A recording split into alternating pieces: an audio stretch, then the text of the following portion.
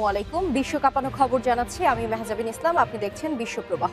প্রথমবার গাজায় ৭০,০০০ ফিলিস্তিনি হত্যার কথা স্বীকার করল ইসরায়েল। ইসরায়েলি টিকটকারের হাতে মানবাধিকার কর্মীদের হেনস্থার ভিডিও ভাইরাল। ফিলিস্তিনের শিশুদের পক্ষে আওয়াজ তুললেন গার্ডিওলা। ইসরায়েলি সেনাদের নিহতের ঘটনায় বাইডেন প্রশাসনকে দোষলেন নেতানিয়াহু। ইরানের শীর্ষ কর্মকর্তাদের ওপর হামলা চালাতে পারে যুক্তরাষ্ট্র। উত্তর গাজায় অবশিষ্ট মুসলিম বসতি নিশ্চিহ্ন করছে ইসরায়েল। এতক্ষণ শুনলেন সংবাদের শিরোনাম। এবার চলুন দেখে নিই প্রতিটি সংবাদের বিস্তারিত। গাজায় ইসরায়েলি হামলায় নিহতের সংখ্যাকে ঘিরে দীর্ঘদিনের অবস্থান থেকে সরে এসে প্রথমবার আনুষ্ঠানিকভাবে প্রায় ৭০,০০০ ফিলিস্তিনিকে হত্যার কথা স্বীকার করেছে ইসরায়েল।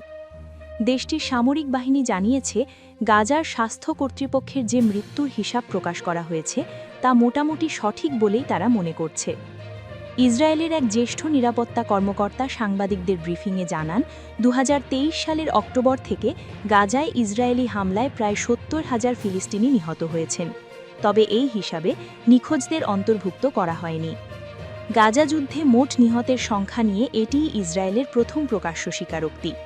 এর আগে ইসরায়েল সরকার এবং সেনাবাহিনী কেবল কতজন যোদ্ধা নিহত হয়েছেন সে সংক্রান্ত তথ্যই প্রকাশ করত। গাজার স্বাস্থ্য কর্তৃপক্ষের দাবি, ইসরায়েলি হামলায় সরাসরি নিহতের সংখ্যা এরই মধ্যে ৭১,৬৬০ ছাড়িয়েছে। এছাড়া বোমা হামলায় বিধ্বস্ত ভবনের ধ্বংসাবশেষের নিচে অন্তত ১০,০০০ মানুষ চাপা রয়েছে বলে আশঙ্কা করা হচ্ছে, যাদের সবাই মৃত বলেই ধরে নেওয়া যায়।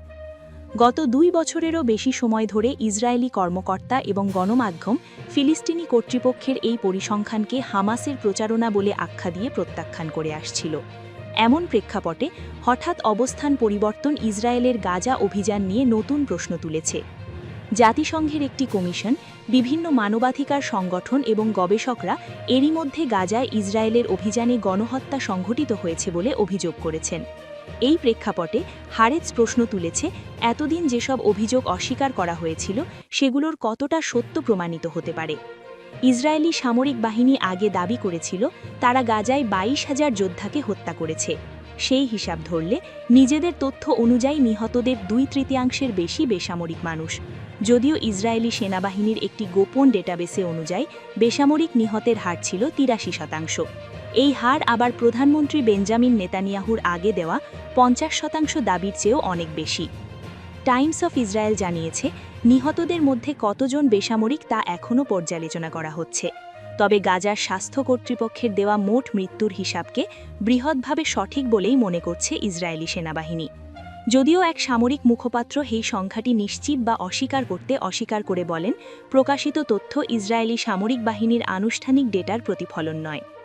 ফিলিস্তিনি ডেটাবেসে নিহতদের যোদ্ধা ও বেসামরিক হিসাবে আলাদা করে দেখানো না হলেও অধিকাংশ নিহতের নাম, জন্ম তারিখ এবং ইসরায়েলি পরিচয় নম্বর অন্তর্ভুক্ত রয়েছে। অতীতে গাজায় সংঘটিত যুদ্ধের ক্ষেত্রেও দেখা গেছে, শেষ পর্যন্ত ইসরায়েল এবং জাতিসংঘ স্বীকৃত মৃত্যুর সংখ্যা ফিলিস্তিনি তথ্যের কাছাকাছিই ছিল। তবে ইসরায়েলি গণমাধ্যমে এই স্বীকারোক্তি নিয়ে তেমন আলোচনা হয়নি। বহু সংবাদ মাধ্যম ব্রিফিংয়ে উপস্থিত থাকলেও হারেজ ছাড়া শুরুতে কেউই বিষয়টি গুরুত্ব দেয়নি। ইয়েদিওত আহরনোত পত্রিকা কেবল যুক্তরাষ্ট্র, কাতার ও ইসরায়েলের কূটনৈতিক তৎপরতা নিয়ে এক প্রতিবেদনে এই সংখ্যার উল্লেখ করেছে। ফিলিস্তিনের শিশুদের পক্ষে আওয়াজ তুললেন গার্ডিওলা। ইসরায়েলের সহিংসতায় ফিলিস্তিনের শিশুদের ক্ষতবিক্ষত দেহের ছবি কাঁদিয়েছে গোটা বিশ্বকে। সকল শ্রেণী পেশার মানুষ তাদের অবস্থান থেকে জানিয়েছে প্রতিবাদ। সেই শিশুদের প্রতি এবার সমর্থন জানিয়েছেন পেপ গার্দিওলা। আহ্বান জানিয়েছেন এ বিষয়ে পদক্ষেপ নেওয়ারও। গত বৃহস্পতিবার সন্ধ্যায় স্পেনের বার্সেলোনায় এক দাতব্য কনসার্টে বক্তব্য দেওয়ায় উপস্থিত ছিলেন না শুক্রবারের প্রাক সাপ্তাহিক সংবাদ সম্মেলনে। বক্তব্যের সময় পরিধান করেন কেফিয়া, যা কিনা ফিলিস্তিনের ঐতিহ্যবাহী স্কার্ফ। শিশুদের পক্ষে নিয়ে সেখানে আবেগঘন বক্তব্য দেন তিনি। অনুষ্ঠানে ম্যানচেস্টার সিটির কোচ বলেন, শুভ সন্ধ্যা, আসসালামু আলাইকুম। চমৎকার। গত ২ বছরে যখনই আমি সামাজিক যোগাযোগ মাধ্যম বা টেলিভিশনে কোনো শিশুকে দেখি, সেখানে ধ্বংসাবশেষের মাঝে দাঁড়িয়ে তারা আর্তনাদ করছে, আমার মা কোথায়, অথচ সে এখনও জানে না কি ঘটেছে। তিনি আরও বলেন, আমি সবসময় ভাবি তারা আসলে কি চিন্তা করছে। আমার মনে হয় আমরা তাদের একা ফেলে এসেছি, পরিত্যাগ করেছি। আমি সবসময় অল্পনা করি তারা বলছে তোমরা কোথায়, এসো আমাদের সাহায্য করো। গার্দিওলা অবাক হন বিশ্বের ক্ষমতাবান দেশের ও ব্যক্তিদের নীরবতা নিয়েও। তিনি বলেন, সম্ভবত যারা ক্ষমতায় আছেন তারা কাপুরুষ, কারণ মূলত তারাই নিষ্পাপ তরুণদের পাঠাচ্ছেন অন্য নিষ্পাপ মানুষকে হত্যা করতে। অনুষ্ঠানে বক্তব্য দেওয়ার সময় ফিলিস্তিন ও মানবতার জন্য বিবৃতি দিয়ে একটি সাহসিক পদক্ষেপ নেওয়ার আহ্বান জানান তিনি।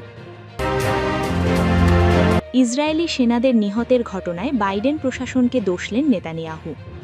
গাজায় যুদ্ধে মার্কিন পূর্বতন প্রেসিডেন্ট জো বাইডেনের আমলে আরোপিত অস্ত্র সরবরাহে নিষেধাজ্ঞার কারণে কিছু ইসরায়েলি সেনা প্রাণ হারিয়েছেন বলে মন্তব্য করেছেন বেঞ্জামিন নেতানিয়াহু। তিনি দাবি করেন, ওই সময় অস্ত্র ও গোলাবারুদের ঘাটতি তৈরি হয়েছিল, যার ফলে সেনাদের জীবন ঝুঁকিতে পড়ে। তবে তিনি কতজন সেনা এ কারণে মারা গেছেন বা ঠিক কখন তা ঘটেছে সে বিষয়ে কোনো নির্দিষ্ট তথ্য দেননি। নেতানিয়াহু নিজে বাইডেন প্রশাসনের নাম না করে বলেন, ডোনাল্ড ট্রাম্প প্রেসিডেন্ট হওয়ার পর এই নিষেধাজ্ঞা শেষ হয়। তিনি আগেও বহুবার অভিযোগ করেছেন যে 2024 সালের জুনে বাইডেন প্রশাসন ইসরায়েলের কাছে অস্ত্র সরবরাহে বাধা দেয়। তবে বাইডেন দাবি করেন, গাজার রাফা শহরে ব্যবহারের আশঙ্কায় কেবল কিছু ভারী বোমার চালান আটকে রাখা হয়েছিল, পুরোপুরি অস্ত্র বন্ধ করা হয়নি। নেতানিয়াহু বলেন, এই যুদ্ধে ইসরায়েলকে খুব বড় মূল্য দিতে হয়েছে, বিশেষ করে সেনাদের প্রাণহানির মাধ্যমে। তিনি বলেন, যুদ্ধে কিছু ক্ষতি স্বাভাবিক, কিন্তু একটা পর্যায়ে আমাদের কাছে পর্যাপ্ত গোলাবারুদ ছিল না, সেটাও মৃত্যুর একটি কারণ। তিনি দাবি করেন, প্রয়োজনীয় গোলাবারুদ না থাকায় অনেক সেনা নিহত হয়েছেন এবং এর পেছনে অস্ত্র নিষেধাজ্ঞার ভূমিকা ছিল। ভবিষ্যতে যেন এমন পরিস্থিতি না হয় সেজন্য ইসরায়েলের নিজস্ব ও শক্তিশালী অস্ত্র ইন্ডাস্ট্রি গড়ে তোলার নির্ধারণ করেছেন তিনি। তিনি বলেন, আগামী 10 বছরে মার্কিন সামরিক সাহায্যের ওপর নির্ভরতা কমাতে চান তিনি। তার লক্ষ্য ইসরায়েল ও মার্কিন অস্ত্র সম্পর্ককে সাহায্য থেকে অংশীদারিত্বে রূপান্তর করা, যেখানে যৌথ উৎপাদন ও গবেষণা থাকবে। এই অংশীদারিত্ব ভারত ও জার্মানির মতো দেশের সাথেও হতে পারে তিনি বলেন, আমরা সর্বোচ্চ স্বাধীনতার জন্য শক্তিশালী দেশীয় অস্ত্র ইন্ডাস্ট্রি গড়ে তুলছি, যাতে কখনো অস্ত্রের ঘাটতি না হয়। ইরানের শীর্ষ কর্মকর্তাদের উপর হামলা চালাতে পারে যুক্তরাষ্ট্র। ইরানের শীর্ষ কর্মকর্তাদের লক্ষ্য করে নির্ভুল হামলা চালানোর বিষয়টি বিবেচনা করেছে যুক্তরাষ্ট্র। এই হামলা চলতি সপ্তাহেই হতে পারে, তবে পরিস্থিতির উপর নির্ভর করে সময় পরিবর্তন হতে পারে। সূত্রের বরাত দিয়ে মিডল ইস্ট আই জানিয়েছে, মার্কিন প্রশাসনের ভেতরে এই নিয়ে আলোচনা বেশ বিশৃঙ্খল অবস্থায় রয়েছে। কর্মকর্তারা ইরানের সম্ভাব্য প্রতিশোধের পরিণতি নিয়ে বিভক্ত মত পোষণ করেন। 1 মাস ধরে ইরানে বিক্ষোভকারীদের ওপর কঠোর দমনপীড়নের অজুহাতে যুক্তরাষ্ট্র হামলার বিষয়টি বিবেচনা করেছে। এতে হাজারো মানুষ নিহত হয়েছে বলে অভিযোগ রয়েছে।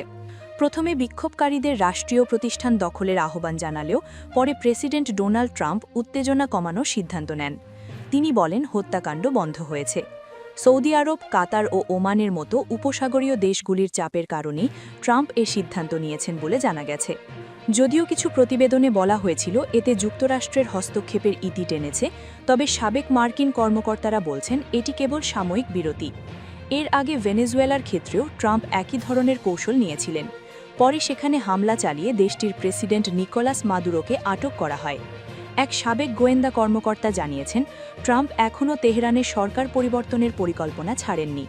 বিশেষজ্ঞরা বলছেন, জানুয়ারির তুলনায় এখন যুক্তরাষ্ট্র ইরানে হামলার জন্য অনেক বেশি সামরিকভাবে প্রস্তুত। এরই মধ্যে ট্রাম্প মধ্যপ্রাচ্যে আরও যুদ্ধবিমান, আকাশ প্রতিরক্ষা ব্যবস্থা ও যুদ্ধজাহাজ পাঠিয়েছেন। এই সামরিক প্রস্তুতি এখন চূড়ান্ত পর্যায়ে পৌঁছাতে যাচ্ছে। মার্কিন সেন্ট্রাল কমান্ড জানিয়েছে, আব্রাহাম লিঙ্কন বিমানবাহী রণতরী মধ্যপ্রাচ্যে পৌঁছেছে। এতে F-35, F-18 যুদ্ধবিমান এবং ইলেকট্রনিক যুদ্ধবিমান রয়েছে। এছাড়া জর্ডানের একটি ঘাঁটিতে F-15 যুদ্ধবিমানের স্কোয়াড্রন মোতায়েন করা হয়েছে বলে জানা যায়। সূত্র জানায়, উপসাগরীয় দেশগুলি তাদের আকাশসীমা ব্যবহার করে ইরানে হামলার অনুমতি দেয়নি। এই নিষেধাজ্ঞা এপ্রিল 2025 থেকে কার্যকর রয়েছে। রয়টার্স জানিয়েছে, এক শীর্ষ ইরানি কর্মকর্তা সতর্ক করে বলেন, তাদের দেশে হামলার জন্য আরব দেশগুলির ঘাঁটি ব্যবহার হলে সেসব দেশও হামলার শিকার হবে। সৌদি আরব, কাতার, ওমান ও তুরস্ক ইরানে হামলার বিরোধিতা করেছে। তবে ইসরায়েলি মাধ্যমের দাবি, সংযুক্ত আরব আমিরশাহী ও জর্ডান হামলার পক্ষে রয়েছে। সংযুক্ত আরব আমিরশাহীর পররাষ্ট্র মন্ত্রণালয় সোমবার জানায়, তারা তাদের আকাশসীমা বা ভূখণ্ড ইরানের বিরুদ্ধে কোনো সামরিক কাজে ব্যবহার করতে দেবে না। এর আগে জুনে যুক্তরাষ্ট্র ইরানের পারমাণবিক স্থাপনায় হামলা চালালে ইরান কাতারের আল উদেইদ ঘাঁটিতে পাল্টা হামলা চালায়, তবে আগে থেকে সতর্ক করায় ক্ষতিগ্রস্ত কম হয়েছিল। বিশেষজ্ঞরা বলেন, বর্তমানে ইরানে ব্যাপক বিক্ষোভ চলায় নতুন কোনো মার্কিন হামলাকে দেশটির অস্তিত্বের জন্য হুমকি হিসেবে দেখা হতে পারে। এতে ইরান আরও শক্ত প্রতিক্রিয়া দেখাতে পারে, যেমন মধ্যপ্রাচ্যের মার্কিন ঘাঁটিতে হামলা বা হরমুজ প্রণালী বন্ধ করে দেওয়া। হরমুজ প্রণালী দিয়ে বিশ্বের প্রায় 20% তেল পরিবাহিত হয়। 12 দিনের ইরান ইসরায়েল যুদ্ধে যুক্তরাষ্ট্র ও ইসরায়েল আকাশে আধিপত্য বজায় রাখলেও ইরান তেল আভিভ ও হাইফায় মিসাইল হামলা চালায়। অনেক মিসাইল প্রতিরোধ করা হলেও কিছু লক্ষ্যবস্তুতে আঘাত হানে। এ সময় যুক্তরাষ্ট্রের প্রতিরক্ষা সরঞ্জামের ঘাটতি দেখা দেয় এবং সৌদি আরবের কাছে থ্যাড ক্ষেপণাস্ত্র দেওয়ার অনুরোধ জানালেও রিয়াদ তা প্রত্যাখ্যান করে। ওয়াল স্ট্রিট জার্নাল জানিয়েছে, যুক্তরাষ্ট্র নতুন করে প্যাট্রিয়ট ও থ্যাড আকাশ প্রতিরক্ষা ব্যবস্থা মধ্যপ্রাচ্যে পাঠাচ্ছে।